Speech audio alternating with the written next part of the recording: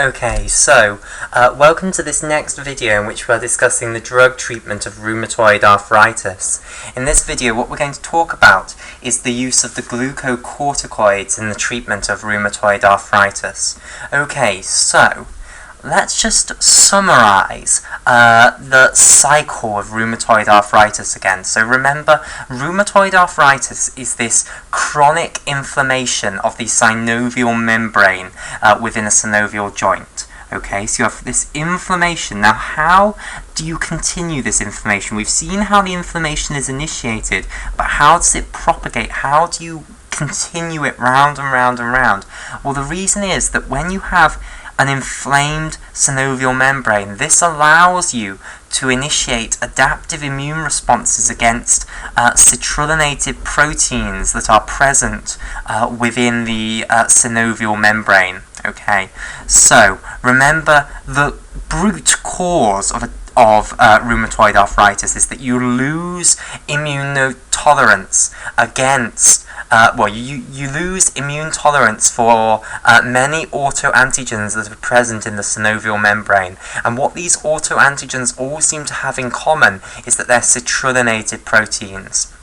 Okay, so usually they're protected from the adaptive immune response because there just isn't the cells in the synovial membrane necessary to actually present them to T cells to kickstart an adaptive immune response. However, because we've had this loss of tolerance and now we've got inflammation, what will happen is you will get adaptive immune responses initiated against these citrullinated protein autoantigens. And these adaptive immune responses will result in antibodies being produced against these autoantigens. And these antibodies will then go into the synovium. Okay, they'll bind to their antigen and they'll form immune complexes, and these immune complexes will then cause more inflammation, and then when you've got more inflammation you can then initiate even more adaptive immune responses against proteins that are self-proteins, and it just goes on and on and on, and you have this chronic inflammation of the synovial joint. Okay, so more and more antibodies just keep coming in and they bind to their autoantigen and they keep this inflammation going. And I should add that it's not necessarily going to be whole new adaptive immune responses against totally different citrullinated proteins. Of course, once you've initiated an adaptive immune response against a certain citrullinated protein within the synovium, you can keep propagating that same adaptive immune response forward and forward to produce more and more antibody against it. Okay, and the synovium will keep making the citrullinated protein, and therefore the antibody can come into the synovium and bind to this new citrullinated protein, and you'll just keep making more and more immune complexes, which will then trigger the inflammation. Okay, so what we're going to see is that glucocorticoid drugs are going to work in two ways. Okay, so one way they're going to work is that they're going to help to prevent the inflammation. Okay, and the other way they're going to work is they're also going to help reduce the adaptive immune response against these autoantigens, which is the fundamental thing which is causing the inflammation. Okay, so glucocorticoids then. Right, so generally oral glucocorticoids are given for rheumatoid arthritis. So let's have a few examples of oral glucocorticoids. So the first one is hydrocortisone. Okay, and hydrocortisone is the same molecule as the endogenous hormone cortisol. So when you give this molecule, this steroid molecule, as a drug, it's referred to as hydrocortisone, but when it's endogenously within the body, secreted by the adrenal gland, it's called cortisol. Okay, so hydrocortisone is a glucocorticoid. There's also prednisone. Now, prednisone is a prodrug, okay? So it's not actually an active glucocorticoid. Instead, it has to be absorbed from the gut into the hepatic portal vein, and then it needs to be carried to the liver where it is converted to the active drug, which is known as prednisolone. Okay, so prednisone is the drug that you take, but the active drug is then prednisolone. So this is the active drug. Okay, and this will then act as a glucocorticoid. It will go to the synovial joints and act to have anti-inflammatory effects, and also it will affect the cells of the adaptive immune system and prevent the production of more antibodies against autoantigens. Okay, then another example of an oral glucocorticoid is a drug known as Triamcinolone. Okay, and finally there's also Dexamethasone. Okay, now Hydrocortisone and Prednisone, they have very short, they act for very short times, okay, so they're short acting, whereas Triamcinolone is kind of intermediate acting, and Dexamethasone is even longer acting. So this is the longest acting of them, these are the shorter acting ones, and this Triamcinolone is in the middle. Okay, right, so these drugs are steroid molecules, and they will go into cells and they're going to activate the same response in all different cells, but we'll see specifically how they're going to act within lymphocytes and what they're going to cause within lymphocytes, and also what they're going to do within endothelial cells. So they're going to achieve their anti-inflammatory effects by acting within endothelial cells, and they're going to achieve their immunosuppressive effects by acting on the lymphocytes. Okay, so initially, however, we don't need to distinguish which cell we're working in. We can just be working in whichever cell, basically, because the response is going to be the same. Well, the pathway is going to be the same. So, basically, they will go into a cell. Okay, so let's say here is our glucocorticoid drug now. It will go into a cell, and it's going to bind to a receptor that is within the cytoplasm of cells. So I'll draw this here. So glucocorticoids have a receptor which is in the cytoplasm of cells, which is called the glucocorticoid receptor. Okay, so GR for short. So G is for glucocorticoid, R is for receptor. So here it is. Now, initially, it is bound to all sorts of other proteins. So it's initially in a massive great complex, and the complex that I'm going to show you, although there are many different complexes that the glucocorticoid receptor can be in, but the one I'm going to show you involves 5 other proteins. Okay, so let me draw these here. So we'll have 2 on this side and we'll have 3 on this side. Right, okay, so 2 of these proteins are going to be identical, and these are HSP90 proteins. So you have one HSP90 and then another HSP90. So HSP90 stands for heat shock protein 90. So this is heat shock protein. So H is for heat, S is for shock, P is for protein, and then it's heat shock protein 90. Now the final one at the bottom here is a different heat shock protein, so this is heat shock protein 70. So you have 2 heat shock protein 90s, 1, 2, and then you have a heat shock protein 70 at the bottom here. Okay, now on this side we have a protein known as P23, okay, and then another protein which is called FK506 binding protein 52, or FKBP52 for short. Okay, so FKBP52 stands for FK506, which is a drug that we will actually see later. It's an immunosuppressant drug, and then binding protein 56. So basically, FK506 is a drug, and it binds to all sorts of different proteins. So this is one of the proteins it binds to. Okay, this is the FK506 binding protein 52. Okay, now, this is not the FK506 binding protein that FK506 actually acts through. It does bind to it, but it's not the mechanism by which FK506 achieves immunosuppressive actions. Okay, we'll see other FK binding proteins later on. Okay, right, so FKBP52 is a protein involved in this glucocorticoid receptor complex here. And now, basically, when the glucocorticoid binds to the glucocorticoid receptor, so let's have it binding here, what will happen is the glucocorticoid receptor will dissociate from all of these other proteins. Okay, so let me show you what's going to happen. basically all the proteins of the complex will stay together after the glucocorticoid receptor has ditched them, basically. So let me show this here. Okay, so here is the rest of the glucocorticoid receptor complex still bound together, but they've lost the glucocorticoid receptor, basically.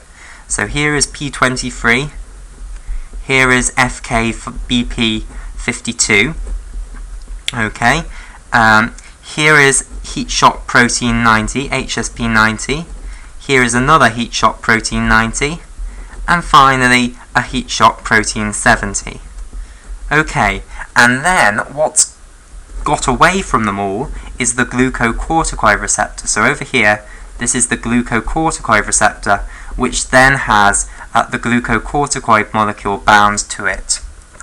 Okay, now what's going to happen is that this glucocorticoid receptor, which is now free and has a glucocorticoid molecule bound to it, is going to dimerize with another free glucocorticoid receptor, which therefore will also have a glucocorticoid bound to it. So it's going to dimerize with another glucocorticoid receptor here. Okay, and this glucocorticoid receptor must also have another glucocorticoid molecule bound to it.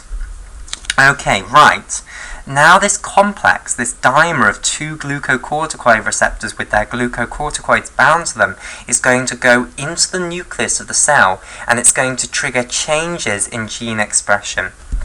So let me explain how this dimer of glucocorticoid receptor is going to change gene expression. Okay, so basically, this glucocorticoid receptor dimer is capable of increasing the expression of certain genes, and it's also capable of decreasing the expression of other genes. Now, there are multiple ways by which this glucocorticoid receptor dimer can change gene expression. Okay, we're going to see one way by which it can decrease gene expression, and two ways by which it can increase gene expression.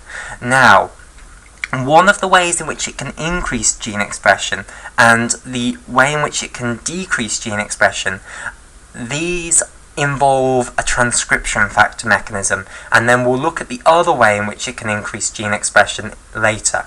Okay, so let's talk about how these can act as transcription factors.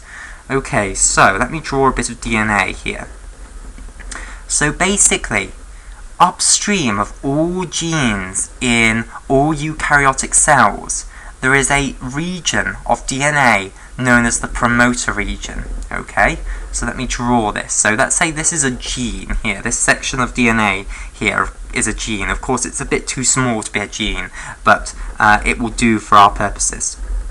Okay, and then upstream of the gene, there is a region known as the promoter region. So let me draw this here.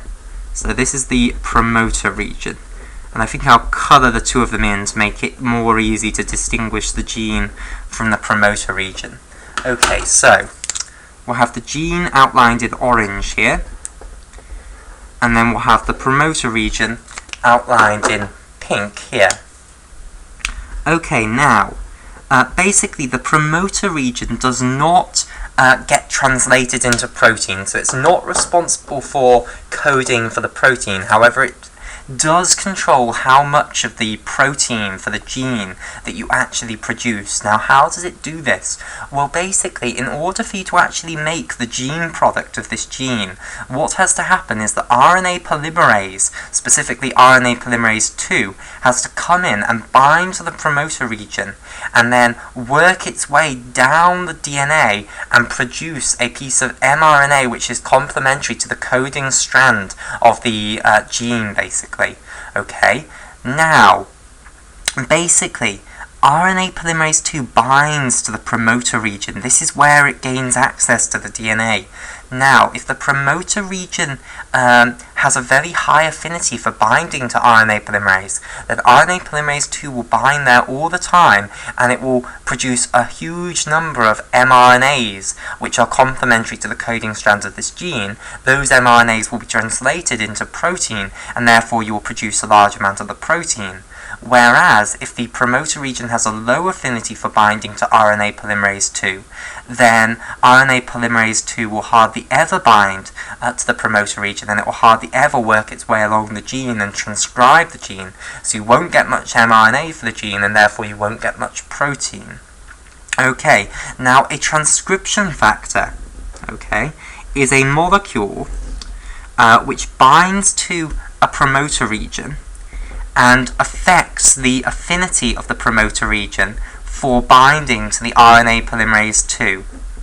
Okay, so you can have transcription factors which are enhancers, okay, and these are transcription factors which will bind to promoter regions and increase the affinity of that promoter region for the RNA polymerase II binding there. And you can also have repressors which will bind to the promoter region and decrease the affinity of the promoter region for RNA polymerase II binding there. Okay, and I want to stress something very important. If we have a certain transcription factor here, so let's say this is transcription factor A, just to make something up. Okay, transcription factor A might be able to bind to the promoter regions of a whole vast array of genes, okay? So it might be able to bind to the promoter region of this gene, but there might be another gene over here, let's say, and it can also bind to the promoter region here. And I've abandoned drawing DNA authentically, but never mind. It still gets the point across, okay? So you might have gene 2 over here, and our transcription factor might also be able to bind to the promoter region here. Now, let's say our transcription factor is a enhancer over here, so it's going to increase the expression of this gene. It might not necessarily be an enhancer over here. It might bind to this promoter region and repress this gene's expression. So basically, it's not like one transcription factor is always an enhancer at every single promoter region it binds to. At some it may be an enhancer, and at others it may be a repressor, basically. So it depends on which promoter region it's bound to, basically. It's context dependent. You don't just have an enhancer transcription factor. Okay, so these glucocorticoid receptor dimers, which have glucocorticoid molecules bound to them, these are transcription factors. So they will bind to the promoter regions of certain genes, and they won't bind to the promoter regions of all genes, but they'll bind to the promoter regions of certain genes, and they will affect the affinity of those promoter regions for binding to the RNA polymerase II. Okay, so some genes will have their expression increased by the binding of the glucocorticoid receptor dimer, and others will have their expression decreased by the binding of the glucocorticoid receptor dimer to their promoter region. Okay, so that's a way in which the glucocorticoid receptor dimers can increase the expression of some genes, and also a way by which the glucocorticoid receptor dimers can decrease the expression of some genes. Now, I said there were two ways that I was going to tell you about for how glucocorticoid receptor dimers are going to increase the expression of genes. We've seen one now, i.e. by acting as an enhancer transcription factor. Let's see the other. Okay, so let me get another piece of paper. So, basically, in order to understand the other, we need to remember that DNA is not just in the nucleus of cells and just scattered around all over the place. Instead, it is wrapped around protein complexes known as histones. So let me just remind you about histones, and then we'll see how the binding of the glucocorticoid receptor dimer is going to help increase the expression of certain genes. Okay, so histones are octamers, basically. So you have histone octamers. Okay, so, well, histones are proteins which form octamers. So let me show you the structure of one of these octamers. So I'll draw it as a nice cube here. Okay, so here we go. Right, so it's made up of 8 separate histone proteins all stuck together. So let me divide this up into 8. Okay, so I'll put a division there, put a division down here, division here, division here, and a line there. Okay, so I've split the cube now into 8. We've got 1, 2, 3, 4, 5, 6, 7, and of course there's one final bit that we can't see, which is at the back. Okay, right.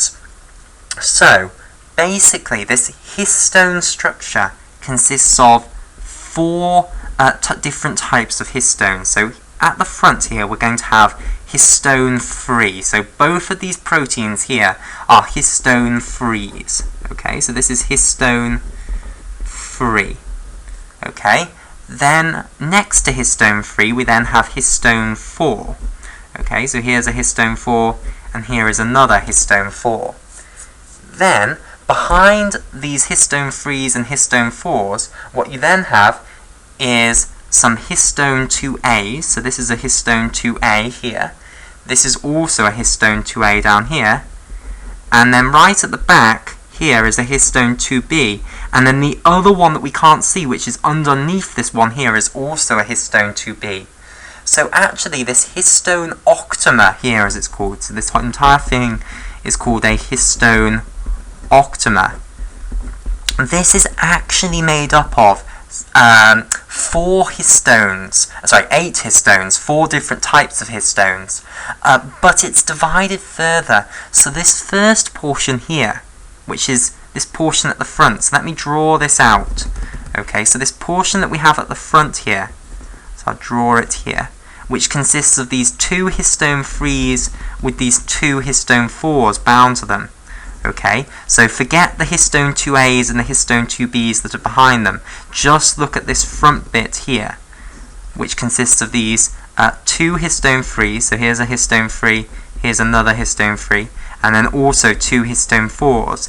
This is what's known as an H3H4 tetramer. So this is the H3H4 tetramer. Okay, and it consists of 4 separate histone proteins.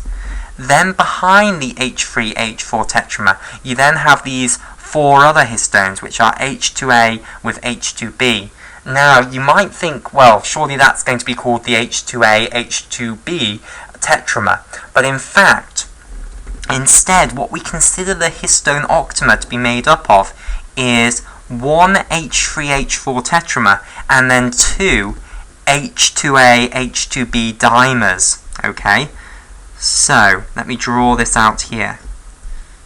So, here is H2B here, and here is H2A. Okay, so this is what's known as an H2A, H2B dimer. Okay, so you consider the histone octamer to be made up of a H3H4 tetramer, which is at the front here, and then 2 H2A, H2B dimers. And 1 is stacked here, and then there's another one underneath that, basically. Okay, so that's what the histone octamer is considered to be made up of. Now, what happens is the DNA wraps around this histone octamer. Okay, so here comes the DNA strands. Let's say it starts here. What's going to happen is it's going to wrap around here. It's going to go all the way around. It's going to wrap around again down here. Again, it's going to come all the way around, and then it's going to go off. So here are the 2 ends of the DNA. So it's wrapped around twice, basically. It's wrapped around once, around to here. It's wrapped around twice there. Okay, so DNA wraps around twice, and you must understand this is a double-stranded piece of DNA. We're viewing this single line here as representing the double-stranded piece of DNA. So, if we looked at it in more detail, it would be this structure here. So do not think that this is just a single strand of DNA. This pink line represents that entire structure there. The entire double helix is wrapped around like that. Okay, so when you have DNA wrapped around the histone octamer like this, that entire structure of the histone octamer with the DNA wrapped around it is what's known as a nucleosome. Okay, so DNA wrapped around the histone octamer is what's known as a nucleosome. Okay, now, basically, if you have the DNA wrapped around extremely tightly around a histone, so if the DNA in the nucleosome is wrapped around very tightly, then basically the RNA polymerase II enzyme is not going to be able to bind to the promoter regions of the genes in this piece of DNA.